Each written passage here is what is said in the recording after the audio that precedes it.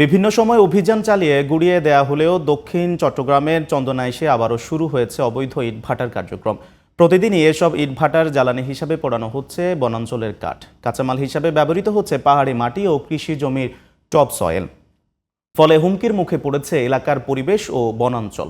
অন্যদিকে ইটভাটার কালো ধোঁয়ায় স্বাস্থ্য ঝুঁকিতে পড়েছে স্থানীয়রা। চট্টগ্রাম ব্যুরো রিপোর্ট, জানাচ্ছেন আব্দুল মালেক। দক্ষিণ চট্টগ্রামের চন্দনাইশ উপজেলায় প্রশাসনের অভিযানে বন্ধ হয়ে যাওয়া অবৈধ ইটভাটাগুলো আবারও কার্যক্রম শুরু করেছে। উপজেলার ৩১টি ইটভাটার মধ্যে ২৫টিরই নেই অনুমোদন, অথচ এসব ইটভাটায় প্রতিদিনই জ্বালানি হিসাবে ব্যবহৃত হচ্ছে কাঠ। এতে করে উজাড় হচ্ছে বনাঞ্চল। এসব ইটভাটায় কাঁচামাল হিসাবে ব্যবহৃত হচ্ছে পাহাড়ি মাটি ও আবাদি জমির উপরিভাগ। ফলে উর্বরতা হারাচ্ছে কৃষি জমি। অস্তিত্ব সংকটে পড়েছে পাহাড়। আর পোড়ানো কাঠের কালো ধোঁয়ায় চরম স্বাস্থ্য ঝুঁকিতে পড়েছে এলাকাবাসী। বিশেষ করে শ্বাসকষ্টজনিত রোগে আক্রান্ত হচ্ছেন বৃদ্ধ, শিশুসহ নানা বয়সের মানুষ। কিছু মাটি খেকো মানুষ রাত দিন মাটি খেটে জমিকে পুকুর বানিয়ে ওইখানে মাটি সরবরাহ করছে। উপজেলা প্রশাসন, পরিবেশ অধিদপ্তর থেকে অভিযান চালানো হয়।